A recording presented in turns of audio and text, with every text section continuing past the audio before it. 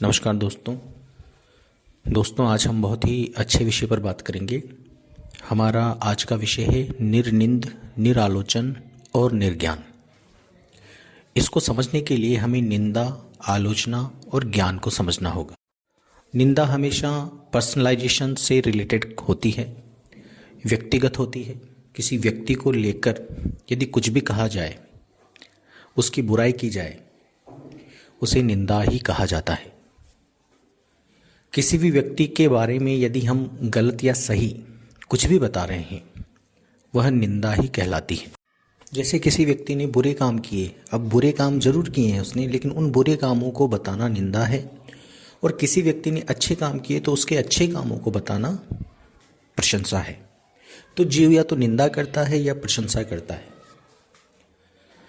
यदि कोई कम तरीके से काम करता है, ठीक तरीके से काम नहीं कर पाता, कद काठी ठीक नहीं है, किस कुल में जन्मा है, इन सभी बातों को लेकर उसकी बुराई की जाए तो यह निंदा कहलाती है।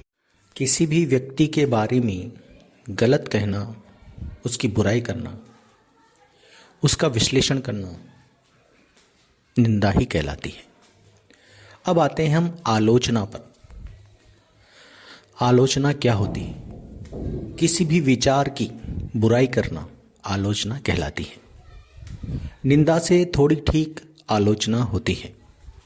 आलोचना में आप किसी व्यक्ति विशेष पर टारगेट नहीं कर रहे होते हो, आप विचार पर, उसके ज्ञान पर टारगेट कर रहे होते हो। जब आप विचार और ज्ञान पर टारगेट करते हो, किसी व्यक्ति विशेष की विचारधारा पर टारगेट करते हो, किसी संस्था की, किसी पंथ की विचारधारा पर टारगेट करते हो, तो वह आलोचना कहलाती है। निंदा जो होती है वह पर्सनल होती है, उसमें नफरत, क्योंकि आप किसी व्यक्ति विशेष की कर रहे होते हो तो उसमें ईर्ष्या और नफरत शामिल होती है। और ये निंदा आज से नहीं, जब से चेतना अपने अस्तित्व में आती है तब से ये निंदा के रूप में कुछ ना कुछ करती रहती है। इंसानों में भाष्य की क्षमता होती है, तो वह अपनी नफरत को निंदा के रूप में दर्शाता है। जो जीव होते हैं, कीड़े मकोड़े होते हैं, छोटे जानवर होते हैं, वो वाइब्रेशन से अपनी नफरत को दर्शाते हैं। तो यदि उनके वाइब्रेशन दूसरे जीव के प्रति गलत हैं तो वह नफरत कहलाती है, वह निंदा ही कहलाती है। इंसानों में नफरत को दर्शाने के लिए भाष्य रूप से निंदा की जाती है। यदि कोई व्यक्ति ईर्ष्या से भरा पूरा है तो वह निंदा करता है, नफरत से भरा पूरा है तो निंदा करता है। ऐसे ये समग्र जीवों में पाई जाती है। यह बहुत ही कुरूप ढंग होता है जीव का, और अंत में यह उसी को परेशान करती है। आप कैसी भी हिंसा हो, हर हिंसा आप पर लौटकर अवश्य आती है। आप चाहे भाषा के रूप में हिंसा कीजिए, शारीरिक हिंसा कीजिए, विचारों के रूप में हिंसा कीजिए, जो भी हिंसा आप करेंगे वो अवश्य आप तक लौटकर आएगी और गुणित होकर लौटकर आएगी। इसीलिए हमें व्यक्ति विशेष की कभी निंदा नहीं करनी चाहिए। अब दूसरा विषय आता है आलोचना। आलोचना होता है किसी विचारधारा पर प्रहार करना, किसी के ज्ञान पर प्रहार करना, यह आलोचना कहलाता है। निंदा से कई श्रेष्ठ आलोचना होती है, क्योंकि आलोचना में आप व्यक्ति विशेष पर वार न करके विचार पर वार कर रहे होते हो। लेकिन यह भी निंदा की ही एक श्रेणी है।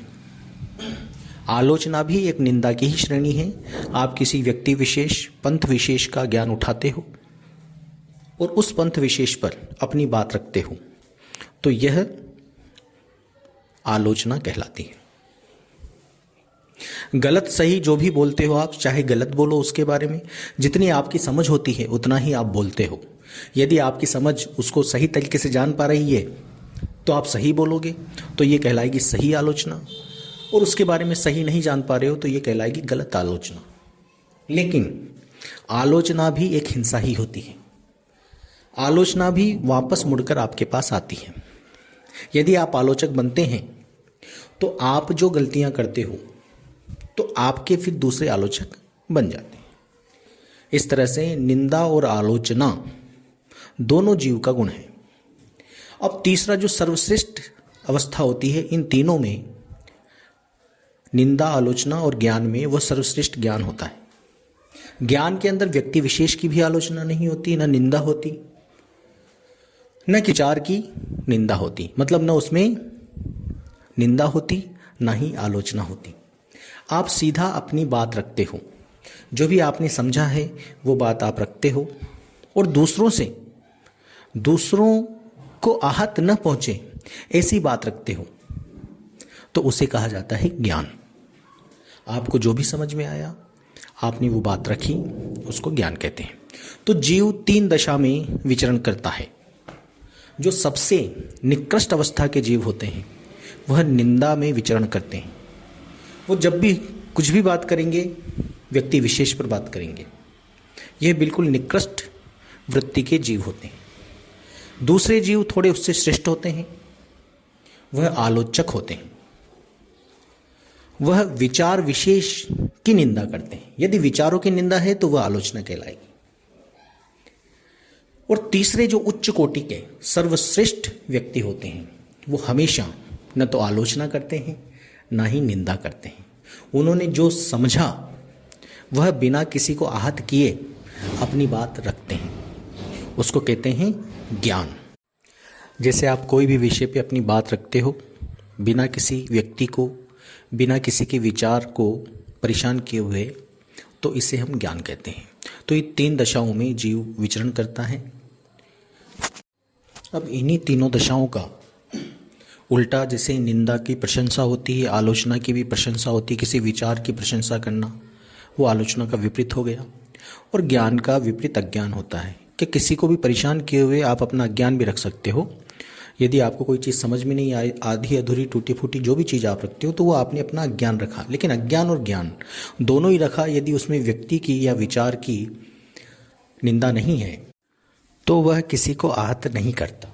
अब इसमें भी हर जीव में यदि वो निंदा करता है तो निंदा सुनता भी है। मतलब जीव यदि निंदा करेगा तो सुनेगा भी जरूर ही। ऐसे ही जो जीव आलोचना करता है वह आलोचना सुनेगा भी जरूर। ऐसे ही जो व्यक्ति केवल ज्ञान ही समझाता है, निंदा और आलोचना उसके स्वभाव में ही नहीं है, तो ज्ञान ही बोलेगा और ज्ञान ही सुनेगा।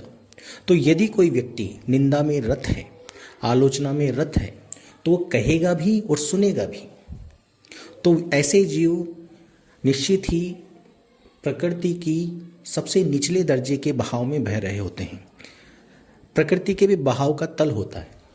प्रकृति जब जीवों को उन्नत दिशाओं की तरफ ले जा रही होती है तो वह निंदा और आलोचना से मुक्त करके उसे ज्ञान की तरफ ले जा रही होती है। और जब प्रकृति निचली दिशाओं में किसी जीव को ले जाना चाहती है तो वह ज्ञान से नीचे गिरा के आलोचना और उसको निंदा पर ले आती है। आज के दौर में ही नहीं, पीछे से काफी समय से जितने भी जीव हैं वो निंदा और आलोचना इन दोनों के ही शिकार रहे हैं। निंदा करना और निंदा सुनना ये जीव के अंदर इनबिल्ट होता है। तो जो भी जीव इस श्रेणी के जीव होते हैं वो मानसिक कलह, मानसिक अशांति और मानसिक पीड़ा का शिकार होते हैं। अब जो श्रेष्ठ किस्म के लोग होते हैं जो केवल ज्ञान को ही ग्रहण करते हैं और ज्ञान ही कहते हैं, वह जीव निंदा के दायरे में आकर भी अपने आप को श्रेष्ठ बनाते चले जाते हैं, क्योंकि उनके स्वभाव में ये होता है। प्रकृति उनको स्वभाव ही ऐसा देती है कि यदि उनकी निंदा होती है तो वह और श्रेष्ठता की ओर चलते चले जाते हैं, उनमें ज्ञान में और सूक्ष्मता आती चली जाती है। इसलिए ऐसे व्यक्तियों की निंदा और आलोचना वृद्धि करती है, उनमें संवर्धन करती है, उनकी क्वालिटी को बढ़ाती है। और निंदक की निंदा की जाती है तो वह उसको और निंदक बनाती है, और आलोचक की आलोचना की जाती है तो उसको और आलोचक बनाती है। तो आप जिस भी श्रेणी में खड़े होते हो उसी श्रेणी का कंपाउंडिंग इम्पैक्ट आप पर होता है। यदि आप निंदक हैं तो आप और निंदक बनते चले जाते हैं, यदि आप आलोचक हैं तो और आलोचक बनते चले जाते हैं, और यदि आप ज्ञानी हैं तो और ज्ञानी बनते चले जाते हैं। अब आप आसानी से अपने आसपास के लोगों को देखिए, यह चीज़ आपको बिल्कुल समझ में आ जाएगी कि निंदक कौन है, आलोचक कौन है और ज्ञानी कौन है। जब तक डिफरेंस समझ में नहीं आता हमें, तब तक हम व्यक्तियों के लेवल्स को समझ नहीं पाते। और जो व्यक्ति निंदक होता है, आलोचक होता है, वह कभी भी आध्यात्म की तरफ नहीं बढ़ सकता, वह नीचे के तल पर ही रहेगा। और जो व्यक्ति ज्ञान की श्रेणी में आ जाता है, वह कहीं ना कहीं आध्यात्म की तरफ जा सकता है, लेकिन ये जरूरी नहीं कि वो जाएगा। अब हम आते हैं जो व्यक्ति बहुत हायर इंटेलिजेंस की तरफ होते हैं, जिनके पास सोचने समझने की, विश्लेषण की क्षमता अधिक होती है, वह ज्ञान की श्रेणी में आते हैं।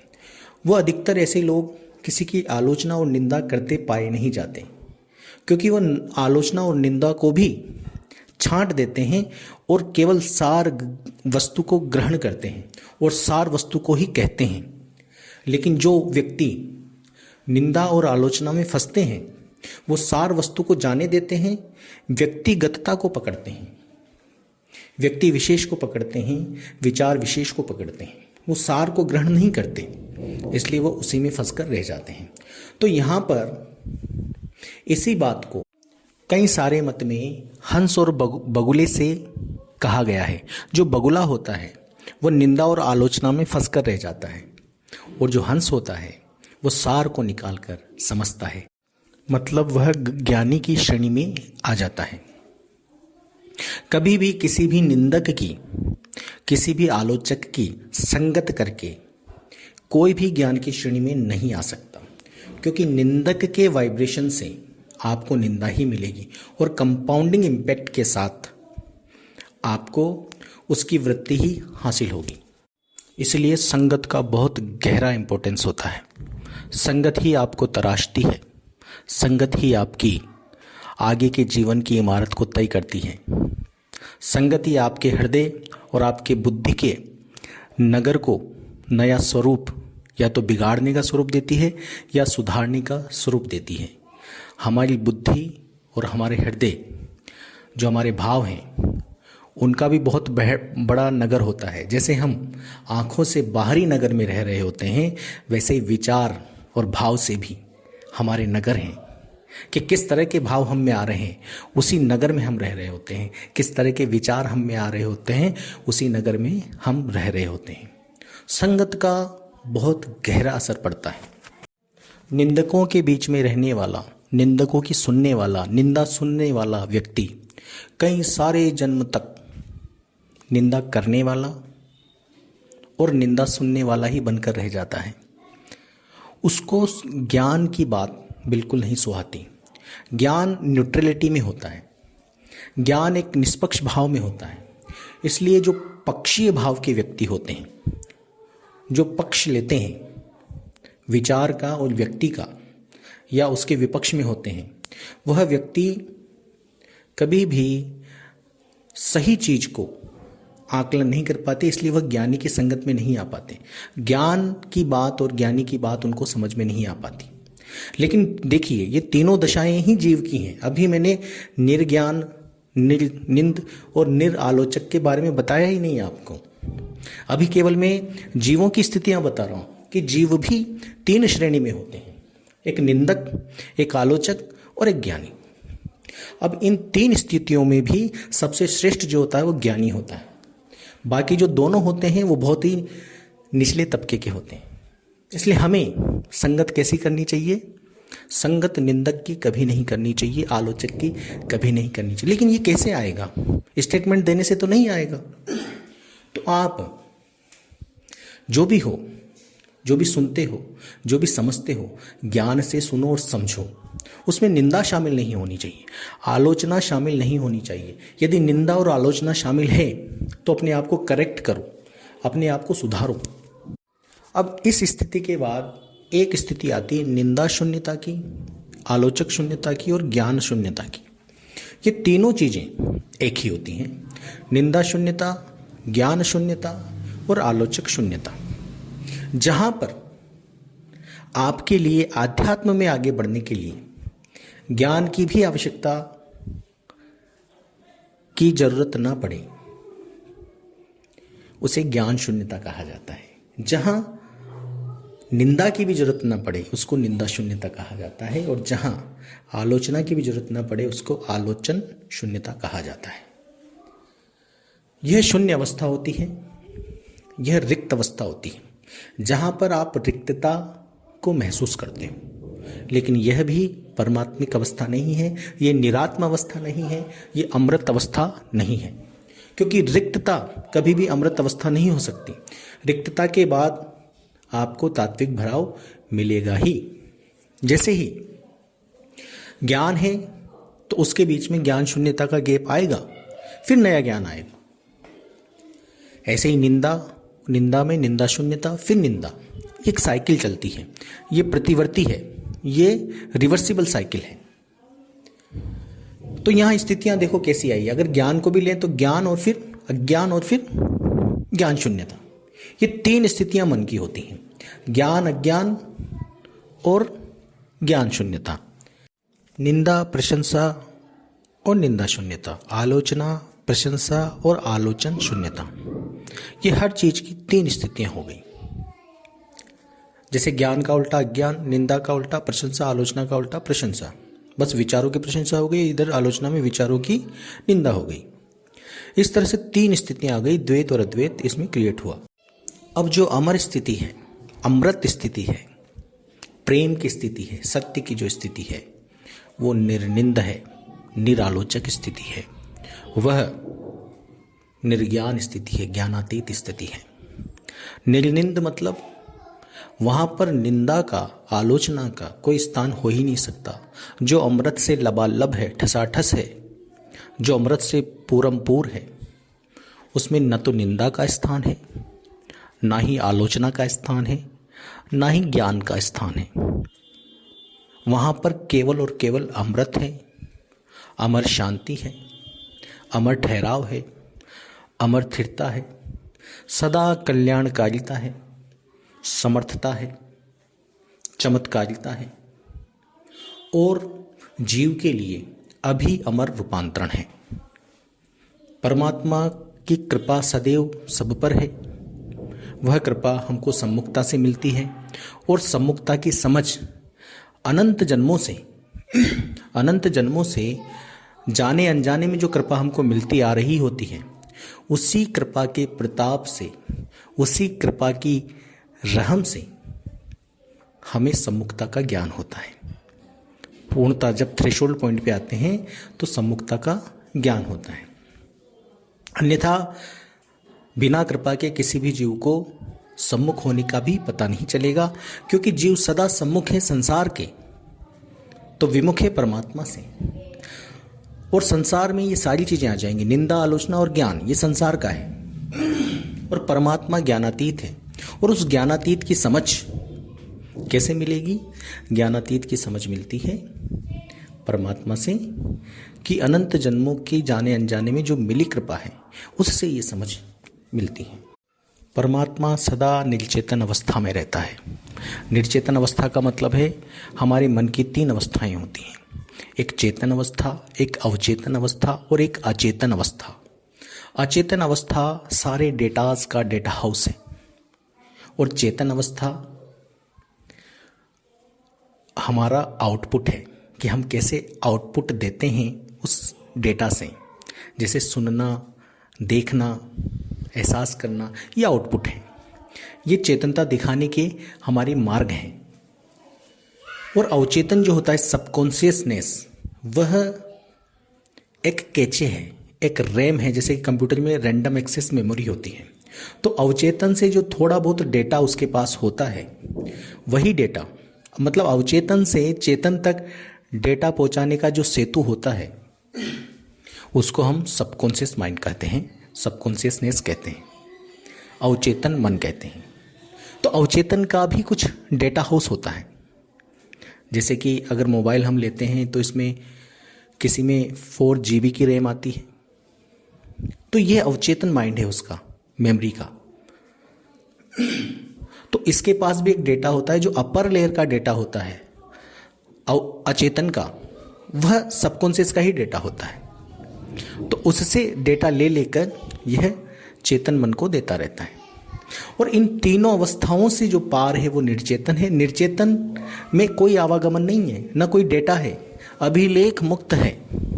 समस्त अभिलेखों से मुक्त जो है, समस्त डेटा, समस्त मेमोरी से जो मुक्त है, जो संपूर्ण है, सदा है, एक रस है, वो परमात्मा है।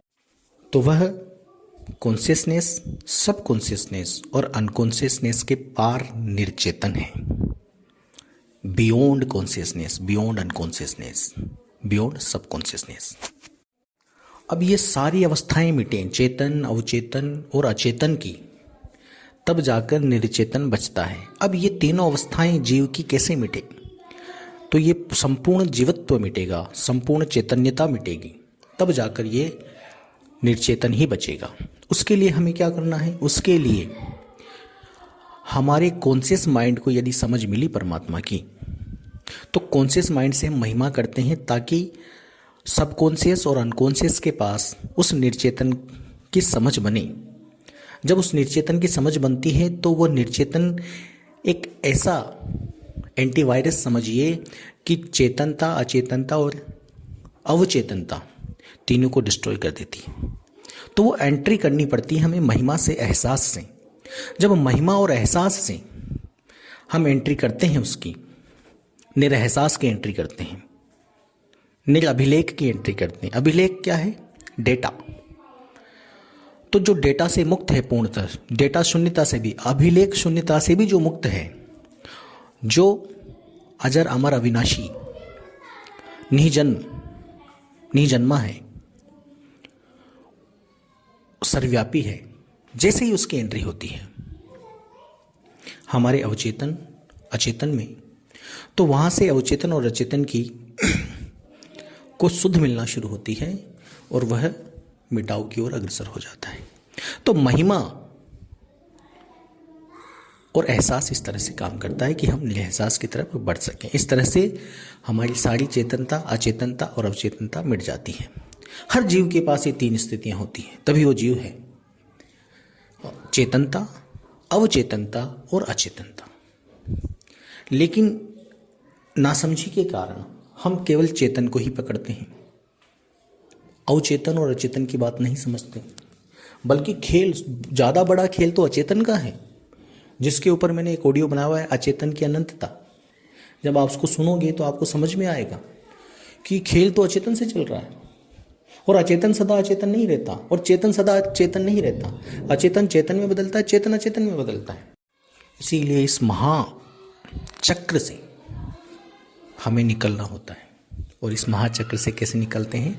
निर्चेतन से जुड़कर, जो समस्त चेतनों से मुक्त है, अवचेतन और अचेतन से जो मुक्त है, जो सर्वव्यापी है, सदा स्थिर है, सदा शांत है, उसमें कभी कोई हलचल नहीं होती, और वही अमर करता है। अमर अकर्ता, कर्तापन और मन का अकर्तापन, ये दोनों बंधन में है।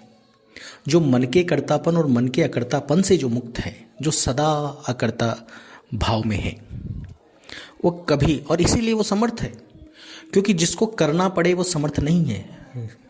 जिसको अब करना कोई शेष है ही नहीं, सदा से ही शेष नहीं रहा करना और नहीं करना। नहीं करने के लिए भी देह चाहिए। जो विदेह है वो दोनों चीज़ों से सदा मुक्त रहा है। एक तो करने से मुक्त रहा है, इसीलिए मन के कर्तापन और अकर्तापन से उसको पार कहा गया है। अब सीढ़ी जो चलेगी वो अमर अकर्तापन से चलेगी। आपको ये समझाया जाएगा कि यह अमर अकर्ता है। वैसे तो है वो कर्तापन से भी मुक्त, मतलब वहाँ कर्तापन और कर्ता शून्यता इनसे मुक्त है। और अकर्तापन, जो कर्ता शून्यता है वो अकर्तापन ही हो गया मन का। तो वह कर्ता शून्यता से भी मुक्त है और कर्तापन से भी मुक्त है। वो कभी कुछ करता नहीं है, और कुछ नहीं करना से भी मुक्त है। अब इसका मतलब ये नहीं है कि कुछ नहीं करेगा तो कुछ करेगा, नहीं। वो दशा ही अलग है, दिशा ही अलग है। सर्वव्यापिता की दशा कहा जाता है उसको। सर्वव्यापिता की दशा में न करना शेष है, ना ही नहीं करना शेष है, इसलिए उसको सर्वव्यापी कहा जाता है, निर्व्याप्त कहा जाता है, निदृष्टा, निशांत, ये सब उसके गुण हैं। जब उसके गुणों से हम जुड़ना शुरू करते हैं तब सही समझ और सही क्लैरिटी आती है। और clarity is the power, clarity he power है। यदि आप में क्लैरिटी नहीं है और आप इधर उधर परेशान हैं तो आप कभी भी आध्यात्म में आगे नहीं बढ़ पाएंगे। आध्यात्म में आगे बढ़ने के लिए सबसे पहले क्लैरिटी चाहिए, वो कृपा से आती है। निंदा, आलोचना और ज्ञान, ये तीनों स्थितियां ही जैविक स्थितियां कहलाती हैं। और सबसे निकृष्ट स्थिति जो होती है वो निंदा की स्थिति होती है। निंदा किसी व्यक्ति की, किसी समाज की, किसी शहर की, किसी देश की, व्यक्ति विशेष की, विषय की, किसी भी चीज की निंदा निकृष्ट अवस्था होती है, हमें निंदा की तरफ ही ढकेलती है। न तो निंदा करें न निंदा सुने। लेकिन कहने मात्र से काम नहीं चलेगा कि मैंने कह दिया आपने सुन लिया। ये हर बार मैं कहता हूं कि आप निंदा से कभी बाहर नहीं निकल सकते, आप आलोचना से कभी बाहर नहीं निकल सकते यदि आपका जैविक स्ट्रक्चर ऐसे ही बनाया गया है प्रकृति ने। तो आप न चाहकर भी निंदा करोगे, न चाहकर भी आलोचना करोगे। आपको ऐसा ही बनाया है प्रकृति ने। लेकिन हमें क्या करना है वो हमें समझना है। यदि हमें इनसे बाहर निकलना है तो सबसे पहले हमें सत्य की शरण लेनी है। यदि सत्य आप तक पहुंच रहा है तो, और सत्य नहीं पहुंच पा रहा, कोई बात नहीं, ज्ञान की शरण लीजिए। फिर तो प्रकृति के फिक्सेशन में हो आप, फिक्सेशन नहीं तोड़ सकते, आप निंदक के निंदक रहोगे, आलोचक के आलोचक रहोगे। लेकिन फिर भी यदि परमात्मा की कृपा है और आपको थोड़ी समझ मिल रही है, और समझ मिल रही है तो समझ गए, तो कहीं ना कहीं परमात्मा की कृपा ही है जो इस फिक्सेशन से बाहर लाएगी और कम से कम आपको निंदा और आलोचना से तो बाहर निकाल कर ज्ञान की स्थिति में ले आएगी। निर्ज्ञान, निर्निंद और निरालोचक होना तो बहुत बड़ी बात है। आप ज्ञान की स्थिति में भी आ गए, केवल निष्पक्ष ज्ञान की बातें सुन रहे हो, समझ रहे हो, तो भी काम बन जाएगा। परमात्मा का कोई ज्ञान नहीं होता, ज्ञानातीत है। तो ज्ञानातीत से जुड़ने पर हमारे तंत्र में ज्ञान प्रकट होता है। ऐसा ज्ञान प्रकट होता है जो हमें ज्ञानातीत की दिशा में ले जाता है, ज्ञान अज्ञान से मुक्त करने की दिशा में ले जाता है। इसको ऐसे समझना होता है जैसे कोई स्थिर खंभा होता है, उस खंभे से हम किसी बेल का एक सिरा जोड़ देते हैं तो वह बेल धीरे धीरे धीरे धीरे गमन करती करती करती करती उस खंभे की दिशा में आ जाती है, खंभे की सुध में आ जाती है, खंभे से लिपट जाती है। अब खंभा तो स्थिर है, लेकिन बेल उस खंभे के सम्मुख होके गति करके धीरे धीरे धीरे धीरे सीधी आना शुरू हो जाती है। इसका मतलब यह है कि उस ज्ञानातीत से जुड़कर, अब वो ज्ञानातीत तो ज्ञान अज्ञान से मुक्त है, लेकिन उससे जुड़कर हमारे अंदर ऑटोमेटिक ऐसा ज्ञान उत्पन्न होने लगता है जो हम ज्ञान अज्ञान से मुक्त करने की दिशा में ले जाता है। और धीरे धीरे धीरे धीरे हम उस ज्ञान से भी छूट जाते हैं जो हमें उस दिशा की तरफ ले जा रहा है, और हम पूर्ण ज्ञानातीत हो जाते हैं। तो तंत्र को ऐसी विधा मिलना शुरू हो जाती है ज्ञानातीत से जुड़ने की, कि ऐसा ज्ञान प्रकट होना शुरू हो जाता है जो समस्त ज्ञान, निंदा और आलोचना से मुक्त करके आपको ज्ञानातीत की ओर अग्रसर कर दें। अब आप जुड़ोगे तो इन चीज़ों की क्लैरिटी आप में आना शुरू हो जाएगी। इसी को कहते हैं पावर ऑफ क्लैरिटी। जितनी जितनी क्लैरिटी आएगी फिर कोई भी आपको ठसमस नहीं कर सकता, आप निशंक रहोगे। तो आज हमारा जो विषय था कि हमें निंदक की, आलोचक की संगत नहीं करनी चाहिए, हमें हमेशा निर्निंद, निरालोचक और निर्ज्ञान की संगत करनी चाहिए। और उसके बाद फिर आलोचना के, निंदा के शब्द भी आपके कानों में पड़ जाएंगे तो ऑटो रिजेक्ट हो जाएंगे। आप ऐसे ऑटो रिजेक्शन मोड में आ जाओगे कि आप पर उन चीज़ों का असर नहीं पड़ेगा, वो संगत आप कर ही नहीं पाओगे, चाह कर भी नहीं कर पाओगे। जैसे कि कोई निंदक निंदा करना चाह कर भी नहीं छोड़ पाता, आलोचक आलोचना करना चाह कर भी नहीं छोड़ पाता, ऐसे ही आप परमात्मा की संगत में आने के बाद निंदक की संगत, आलोचक की संगत चाह कर भी नहीं कर पाओगे। लेकिन यदि आप संगत कर पा रहे हैं तो परमात्मा की संगत आपने की ही नहीं, आप शुरू से ही ऐसे ही इनबिल्ट थे। आप अपनी मति को चेक करिए, आप पाओगे कि आपको निंदा सुनने और निंदा करने में रस है, आलोचना सुनने और आलोचना करने में रस है, और श्रेष्ठता की तरफ कोई जीव होता है तो वह कम से कम थोड़ा ज्ञान की तरफ आ जाता है। तो हमें इन बातों को समझकर सत्य की शरण लेनी है, सत्य में सदा रहना है, सत्य की संगत करनी है, परमात्मा की महिमा को, परमात्मा के एहसास को निरंतर रखें। इसको श्वासों में, यदि कोई सांस में भी करता है तो वह भी अच्छा है, इससे उनमें एक कंटिन्यूटी बनती है और धीरे धीरे धीरे धीरे यह एहसास निरंतर होकर हम निरहसास की तरफ बढ़ जाते हैं। धन्यवाद।